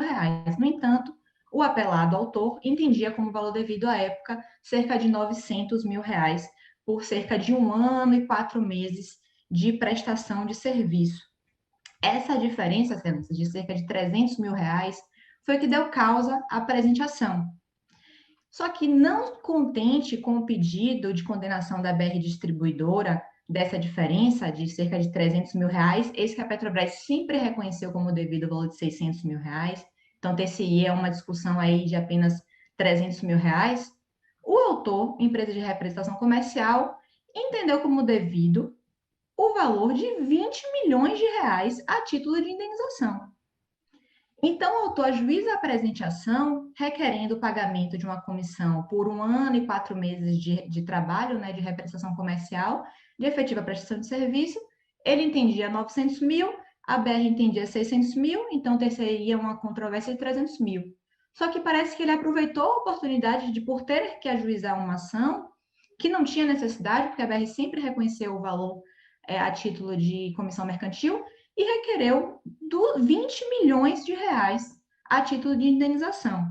Mas não suficiente, Excelências. Além desses 20 milhões de reais a título de indenização, que não se entende qual foi a base para esse pedido, pede multa contratual de 10% e, além disso, aviso prévio.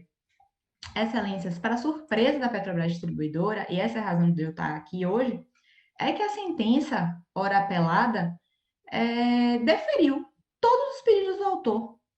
Então, ela entendeu como devido o valor de comissão de R$900 mil e todas as indenizações. Ocorre que, excelências, temos aqui mais do que um bis em idem de indenizações. É possível ter uma tríplice in idem, porque nós temos aqui 3 tipos de indenizações que, naturalmente, não podem ser cumuladas. E eu esclareço para vossas excelências. O juízo de primeiro grau deferiu uma indenização prevista na Lei de Representação Comercial, que é o que se entende como 1/12 do total dos valores que foram recebidos pelo representante comercial. Essa é uma previsão legal. Não suficiente, também condenou a Petrobras Distribuidora à multa contratual de 10%, e aí eu friso, destaco, excelências, requeiro com todo o cuidado que eu posso ter em relação à base de cálculo desses 10% da multa, porque o juiz de primeiro grau fixa como base o valor dos produtos adquiridos no período de duração do contrato, isso não tem previsão em local algum. A base, naturalmente, para que se calcule um percentual, faz toda a diferença no valor desse percentual. Esta base é o valor total dos produtos adquiridos no período de duração do contrato, repito, não tem previsão legal e nem contratual. E como se não bastasse, ainda foi brindado com uma terceira indenização, que seria o aviso prévio à ordem de 1/3 das comissões devidas nos 3 últimos meses de contrato. Então, excelências, por que essa sentença tem que ser reformada por completo? Por uma série de razões, e eu destaco as principais. Primeiro, excelência, a diferença do valor da comissão não é devida. Esse foi o primeiro ponto que certamente deu ensejo à presente ação. Petrobras Distribuidora entendeu como devido R$600 mil, o autor entendeu como devido R$900 mil. O autor alega como esse valor de indenização como um fato constitutivo do seu direito. Então, cabe a ele fazer prova. E ele junta apenas uma planilha de cálculo formulada, elaborada de maneira unilateral, e alguns e-mails, alguns documentos que nada comprovam este valor de R$975 mil, para ser mais precisa. E a BR, a despeito do que entendido pelo juiz do acordo, a máxima vênia impugnou de maneira específica esses valores. Atenção, a máxima boa-fé da Petrobras Distribuidora, excelências, que não era obrigada a fazer isso, mas inclusive depositou em juízo o valor que entendia devido. Já depois depositou em juízo, já realizou o pagamento consignado, esse valor já foi levantado de 600 e poucos mil reais. O autor já recebeu o valor que deveria receber a título de comissão, não devendo que se falar em diferença de cerca de 300 mil reais. Ocorre que, excelências, para além dessa controvérsia em relação ao valor, que, como eu falei, foi o que deu causa à presente ação, o juízo deferiu os três tipos de indenização. Então, nós temos um acúmulo de 3 indenizações por um período de 4 meses que o autor ficou sem o contrato por uma questão de boa-fé da Petrobras Distribuidora em atenção a mais de 15 anos de relação comercial. Então, quais são essas condenações? Quais são essas indenizações que foram deferidas pelo juiz de primeiro grau, que alcançam somas milionárias? Só para vossas excelências entenderem, porque às vezes é importante esclarecer alguns pontos. Para 1 ano e 4 meses de trabalho, o autor entende ser devido a título de comissão R$975 mil. Mas a título de indenização, o autor entende ser devido R$20 milhões. Isso vai sangrar para a Petrobras Distribuidora, isso não tem nenhuma previsão fática, nenhuma previsão legal e nenhuma previsão contratual, excelências. Tem-se aqui um acúmulo de 3 indenizações. Quais são elas, excelências? Esclareço. Primeiro, foi deferida a indenização prevista em lei, no artigo 27, a linha J, que é uma previsão, que é a questão da indenização de 1/12 quando não se tem outra previsão contratual. Ocorre que o contrato tem previsão de multa, então essas multas não podem ser cumuladas. O artigo 27 da Lei de Representação Comercial é claro. Então, para além disso, o juiz de primeiro grau condenou a BR Distribuidora ao pagamento dessa indenização prevista no artigo 27J, cumulou com uma multa contratual de 10%, e eu destaco mais uma vez, com a base de cálculo equivocada. Essa indenização vai alcançar valores astronômicos, milionários, e isso precisa ser esclarecido por vossas excelências. E terceiro, como não suficiente, como eu falei, foram 3 indenizações, também aviso prévio que não é devido, porque não se tem contrato com período superior a 6 meses. Tem-se uma extensão de apenas 4 meses sem contrato por uma questão de boa-fé. Essa extensão de 4 meses sem contrato de efetiva prestação de serviço não pode dar aso a uma indenização de mais de 20 milhões requerida pela parte autora, Excelência. Isso é enriquecimento sem causa às custas da Petrobras Distribuidora e às custas do povo brasileiro. O Tribunal de Justiça desse Estado não pode chancelar essa sentença. Então, Excelências, ante o exposto, tentei realmente ser mais objetiva possível e focar nos pontos importantes. A BR Distribuidora requer que seja realizado o pagamento das comissões devidas, como já foi em consignação, mais de R$600 mil. O autor já levantou esse valor. E a Petrobras, na qualidade de apelante, pugna para que Vossa Excelência julgue pelo conhecimento e provimento da apelação, que ora defendo, com a consequente reforma total da sentença guerreada. E a atenção, Excelência, ao princípio da boa-fé. Se requer que não se espera, mas caso assim Vossas Excelências não entendam por afastar todas as indenizações, que eu esclareci que foram 3 indenizações cumuladas que não podem se acumular, que se eleja pelo menos uma indenização. E que, se assim Vossas Excelências entendam, que seja a indenização prevista em lei, por naturalmente se entender essa a indenização mais justa. Pela atenção, eu agradeço, Excelências. Doutor Carlos Otacílio, por gentileza. Bom dia a todos, senhor presidente, a quem eu congratulo em nome dos demais e muito obrigado pela oportunidade aí do debate. Bem, presidente, ele vai falar isso? Presidente? Só um minuto. Ele está falando pela... Mas são os dois, doutora. Tem duas sustentações. Me desculpe, eu estou falando pela pela parte apelada, mas são 2 sustentações. Vamos ouvir as 2. Eu falo pelo apelada. Isso, pode prosseguir, doutor Otacílio. Desculpe, falta então, me posicionando para um esclarecimento, eu represento a apelada, a JF Fernandes. Nesse caso específico, nós, como foi dito anteriormente, não consta no processo uma relação desde 1999. Essa relação vinha por contratos sucessivos, a cada ano se formava fazia-se um contrato e isso perdurou durante muitos anos.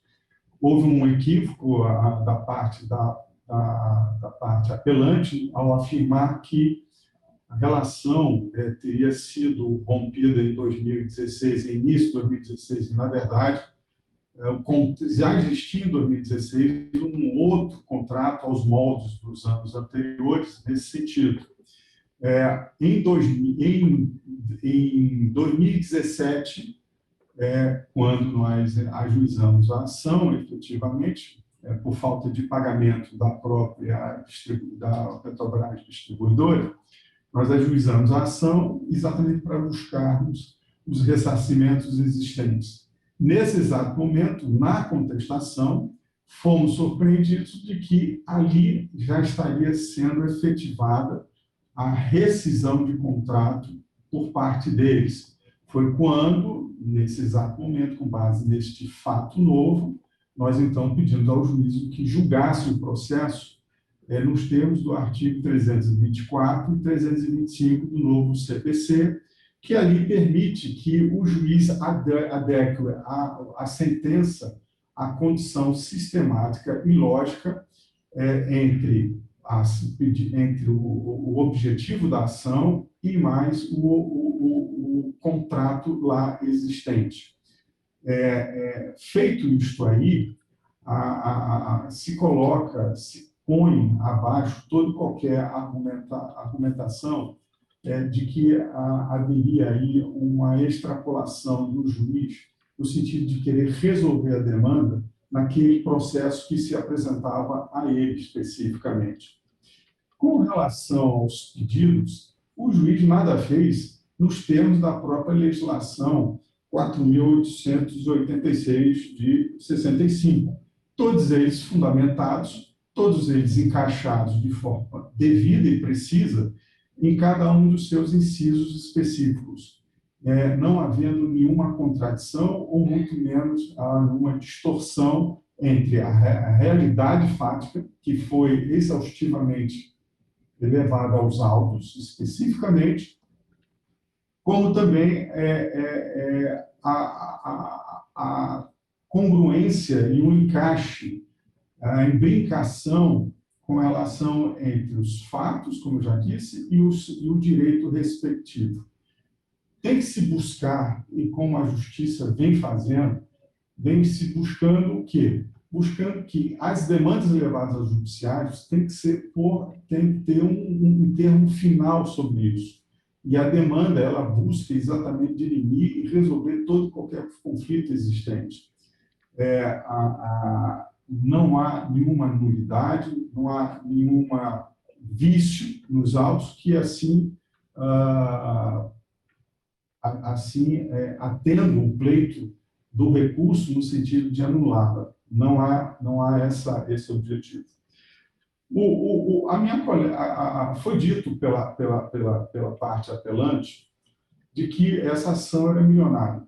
Nós nem sabíamos que era milionária, porque a gente ainda não tem nem o resultado final do processo, não foi nem transitado julgado, e não houve nenhuma liquidação com relação a isso. Essa preocupação dela com querer jogar com essa afirmação no sentido de que é um processo milionário, isso pouco resulta, ou deveria preocupar pouco essa igreja, a Câmara, até porque se busca aqui identificar realmente qual é o direito, de quem ou não, se existe ou não o direito. Se esse direito vai gerar consequências, obrigação de fazer, de não fazer, ou de dar, ou de pagar, efetivamente isso é uma consequência do próprio decisório a qual a gente busca que seja negado o provimento dessa apelação. Então, Excelência, eu queria aqui agradecer, encerro aqui as minhas colocações e desejo aí muita saúde a todos. Muito obrigado. Doutor Talício e todos que participaram. Meu voto é pelo desprovimento do recurso. Temos... Ibanez. Oi. Eu quero anotar a minha suspeição, viu? Eu afirmei agora, suspeição Vigílio. E agora, que Vossa Excelência não alegou suspeição. Então, preciso pedir o voto da desembargadora Judite neste processo. Eu já votei acompanhando Vossa Excelência. Já? Então, desembargadora, desculpa, não estava aqui aparecendo para mim, mas confirmado. Decisão unânime, recurso desprovido. Concluímos os pedidos de sustentação oral. Senhor que presidente. Eu tenho como anotações. Senhor presidente, eu peço mais uma vez perdão por interromper Vossa Excelência, é porque eu tive o cuidado de olhar e, infelizmente, eu notei que o senhor pulou da 184 para 186. Então, eu insisto que o que eu estou acompanhando aqui nessa sessão, eu até aguardei o bom curso para não atrapalhar o bom curso da sessão, mas o número 185, respeitosamente, não foi apregoado. Foi, doutor, foi apregoado sim, porque a participação dele dependia da doutora Neise. E eu chamei e Vossa Excelência não respondeu, aí eu passei para o seguinte e já dispensei a doutora Neise. Então, Vossa Excelência está dizendo que não foi chamado, mas com certeza foi sim. Vossa Excelência não respondeu e eu considerei julgado. O 185 é do Banco do Brasil e Keilane Cavalcante. Exatamente esse aí, doutor. Porque estava no 184 e a doutora, salvo engano, a Luciana, sustentou oralmente, aí de repente pulou para o da Câmara de Mossoró. Porque eu chamei o 185, Vossa Excelência não respondeu. Aí eu disse, olha, doutora, disse até depois, olha, doutora, o 185, Vossa Excelência ia participar, mas o advogado não estava presente, então foi julgado virtualmente. Então passamos para o outro, ainda tinha um outro com a participação da doutora Neise. Então foi julgado sim, doutor, o seu processo. Excelência, me desculpe, o meu processo também é 150. Eu fiz um formulário de sustentação. Eu gostaria de saber só... 150 foi adiado, eu acho que é outra relatoria, deixa eu ver quem é o relator. É o senhor, relator. Foi adiado, sim. Foi adiado esse processo. 150. Porto Seguro e Carlos Henrique Zimeróis. É isso aí, sim. Não foi julgado hoje, não. Por que motivo, Excelência? Passei no início da sessão. Desculpa, mas por qual motivo foi adiado? Desculpa. Doutora A outra Lígia, parte pediu adiamento. pode explicar aí para a advogada por que foi adiado esse processo? Não, eu acho que o que foi adiado foi o 159, que é da desembargadora Judite. Esse daí é o 150, que foi um daqueles que eu passei para o senhor no início da sessão, que o pedido entrou posteriormente o envio do relatório para o senhor no e-mail. Ah, então não estava em minha anotação. É o 150 e o 181. 159 foi adiado. Tá, então, o 150. Foi o que foi adiado. Tá bom, vamos lá. 150. 084, 88, 52, 32. Porto Seguro, Companhia de Seguros Gerais e Carlos Henrique de Meiroz Grilo. Isso. Esse aqui eu chamei doutor Carlos não sei quantas vezes, doutor Carlos não respondeu. E aí, foi julgado, sim. Esse processo foi julgado. Chamei doutor Carlos, ele despachou comigo em videoconferência anteriormente, mandou memorial, então eu pensei que ele estava presente. Eu fiz o chamado, perguntei, doutor Carlos está presente? Doutor Carlos está presente? Não está presente. Então foi julgado virtualmente. Eu estou pela parte contrária, pela Porto Seguro. Excelência, o senhor se incomodaria em me informar ao resultado do julgamento? Que eu não... Recurso não provido. Não provido, tá. Ok, obrigada. Ok. Pela ordem, Excelência, bom dia. Diga, doutor. Bom dia, Excelência. O julgamento do processo da pauta 181 também havia pedido de sustentação oral da relatoria da desembargadora Maria Zeneide. 181, foi julgado já, doutor. Foi chamado, nenhum advogado respondeu, julgado virtualmente. Desembargador Ibanez, esse processo, ele está com ampliação do quórum, com a convocação do desembargador Amauri, 181. Ah, tá. Então, esse não foi julgado, porque... Ah, tá certo. Eu vi um aqui, pensei que tinha sido adiado, mas não. Esse é porque tem ampliação de quórum do desembargador Amauri. Foi o desembargador convocado, mas não pôde comparecer. Então, ele irá para a próxima sessão por videoconferência, dia 4 de maio. Dia 4 de maio. Tá bem, agradeço, Excelência. Ok. Mais alguma coisa? Então, encerrada o julgamento judicial, a parte administrativa. Presidente. Diga-me. Antes de passar para a parte administrativa, e pode ser na administrativa quando for dada a palavra aos desembargadores, mas eu queria debater aqui, inclusive eu pedi destaque, uma questão que nós estamos a julgar aqui na Câmara e também nas outras câmaras, com relação à execução de acórdãos proferidos em mandado de segurança impetrado por sindicato. Sim. Nós estamos tendo duas decisões que estão conflitando. Nós temos, por exemplo, uma da relatoria da desembargadora Maria Zeneide, que admite a execução pelo associado, independentemente do sindicato ao qual ele está vinculado. Da outra banda, nós temos um de Vossa Excelência, que eu estou com ele aqui nas mãos, que é na apelação civil 082-4572-60, que só permite a execução pelo associado a qual o sindicato a qual ele esteja vinculado. Está entendendo?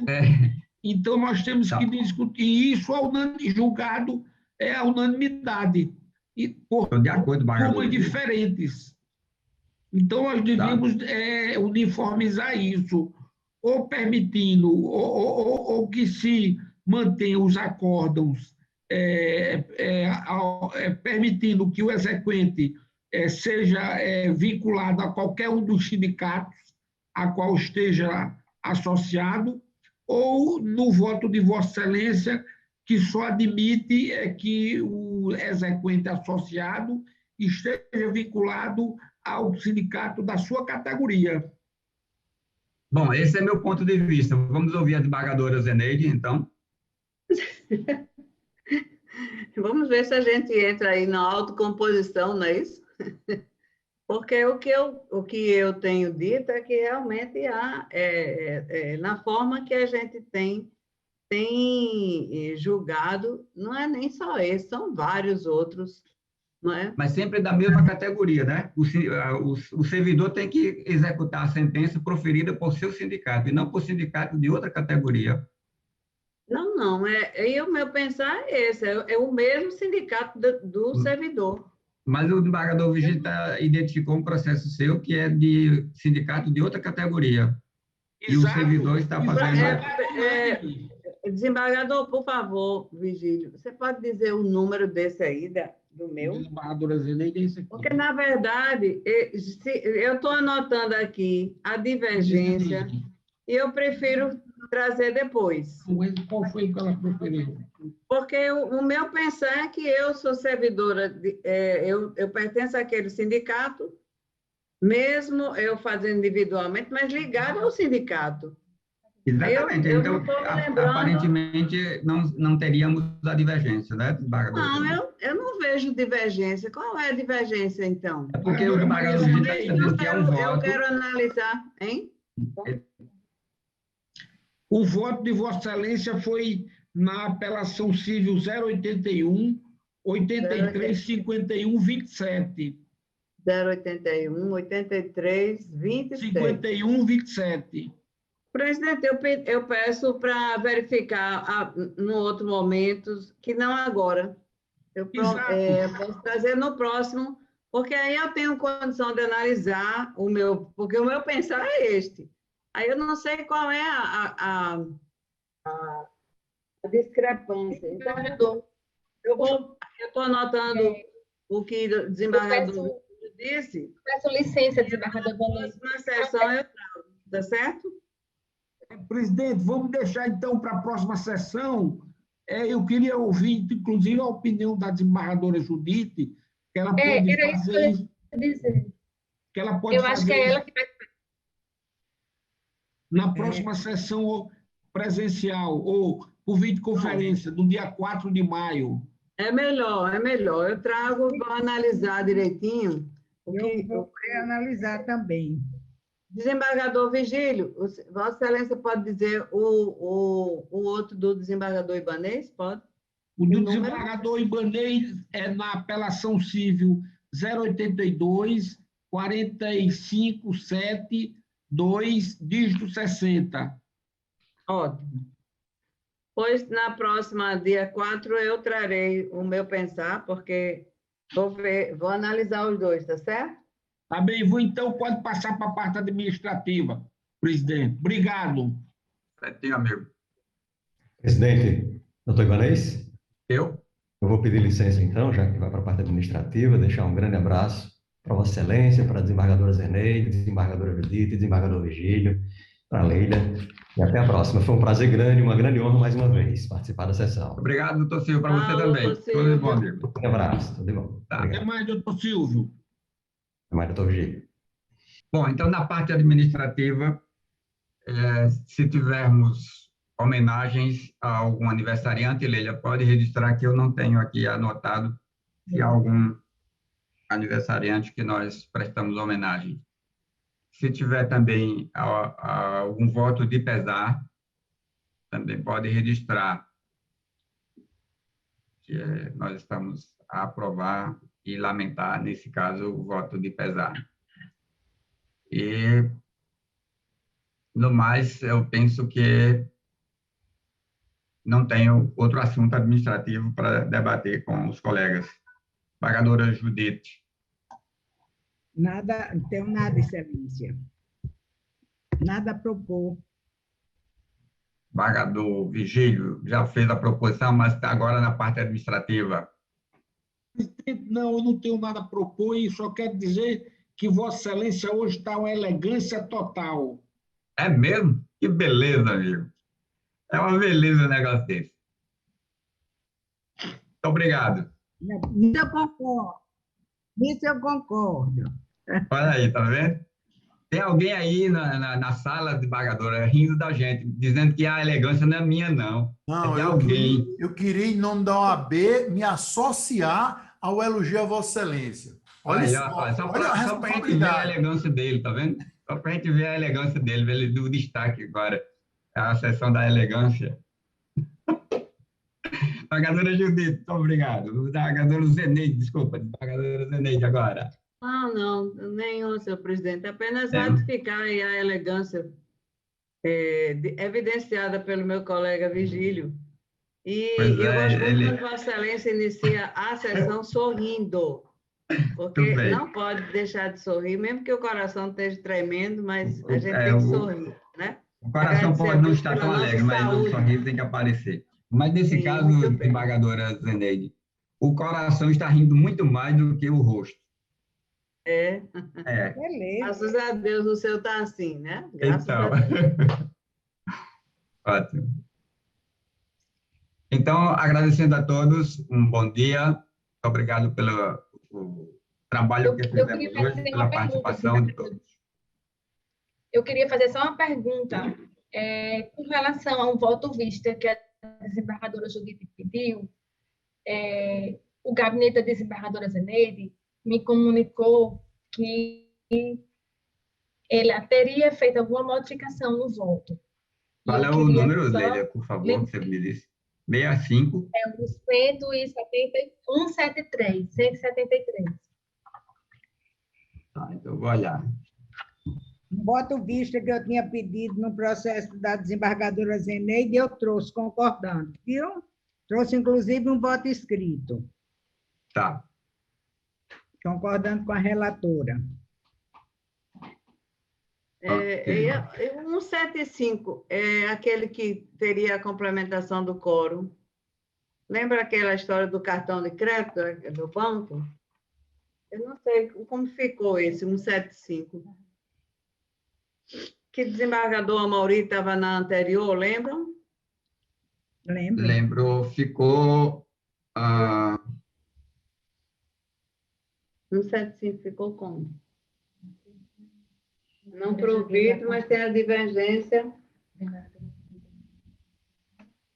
Aqui, a desembargadora Judite me acompanhou. Desembargador... Aí tem que ver o voto de Amauri, que não aparece para mim. Leila que tem que ver o voto de Amauri.